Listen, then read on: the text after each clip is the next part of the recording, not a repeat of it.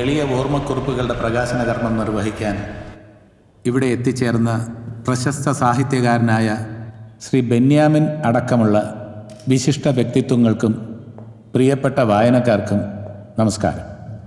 കഴിഞ്ഞ വർഷം റിട്ടയർ ആകുന്നതുവരെയുള്ള 32 വർഷത്തെ സേവനകാലത്ത് ആത്മാർത്ഥതയോടെ മാത്രമേ ഞാൻ ജോലി ചെയ്തിട്ടുള്ളൂ.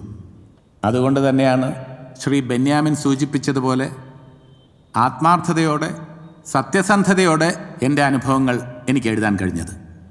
ഔദ്യോഗിക ജീവിതത്തിൽ ഒരുപാട് വെല്ലുവിളികൾ എനിക്ക് നേരിടേണ്ടി വന്നിട്ടുണ്ട്.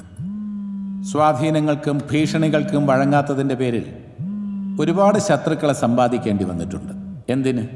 റിട്ടയർ ചെയ്തിട്ട് പോലും കഴിഞ്ഞ ആഴ്ച എന്നെ കൊല്ലാൻ ശ്രമിച്ച വിവരം നിങ്ങളിൽ പലരും മാധ്യമങ്ങളിലൂടെ അറിഞ്ഞു കാണും. അത് നടക്കാതെ തടയാൻ എൻ്റെ പോലീസ്... അശോക് സെൽവരാജിന്റെ മരണം കഴിഞ്ഞപ്പോ ഇരകളുടെ മുറിവിന് ചുറ്റും കണ്ട ആ നീലവരയെ പറ്റി തനിക്കൊരു സംശയം തോന്നിയില്ലേ? ആ ഇങ്ക് ഹൈദരാബാദിൽ പരിശോധനയ്ക്ക് അയച്ചതിന്റെ റിസൾട്ട് ഇപ്പൊ വന്നിട്ടുണ്ട്. അതൊരു സാധാരണ ഇങ്കല്ല, ഇറ്റ്സ് മെത്തലിൻ ബ്ലൂ. അതിന്റെ കൂടെ അഗർ അഗർ എന്ന സബ്സ്റ്റൻസിന്റെ ട്രേസസും ഉണ്ട്. ബാക്ടീരിയ കൾച്ചർ ചെയ്യാൻ ഉപയോഗിക്കുന്ന ഒരു മീഡിയമാണ്.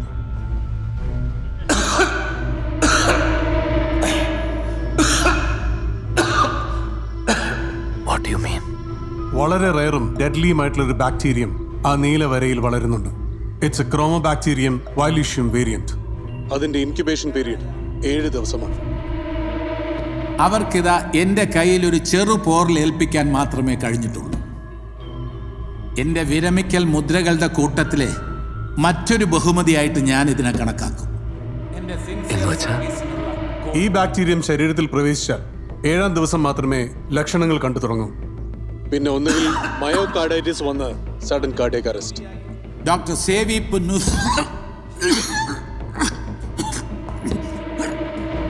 അല്ലെങ്കിൽ മൾട്ടിപ്പിൾ ഓർഗൻ ഫെയിലിയർ വന്ന് പതിയെ മരണത്തിലേക്ക്. Is there any treatment? No, Osler. There is no cure or vaccine yet.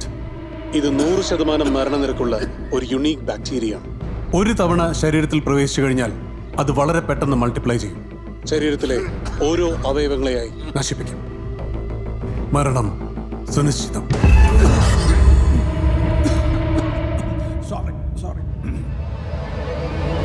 സർപ്പരാജാവായ തക്ഷകനെ പേടിച്ച് മഹാരാജാവ് തടാകത്തിന്റെ നടുവിൽ ഒരു ഗോപുരം പണിത് അതിനകത്തിരിപ്പായി. 7ാമത്തെ ദിവസം സൂര്യാസ്തമയത്തിന് തൊട്ടു മുമ്പ് മഹാരാജാവിനെ കാണാൻ ചില സന്യാസിമാരെത്തി.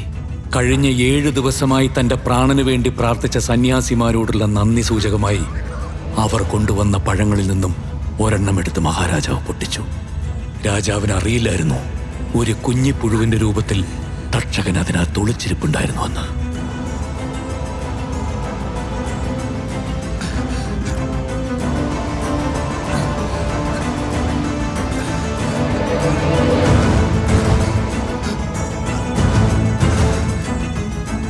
ദൈവവും പ്രതീക്ഷയൊക്കെ എന്നേ കൈവിട്ടവരാണ് ഞാനും ഈ മിണ്ടാപ്രാണിയൊക്കെ.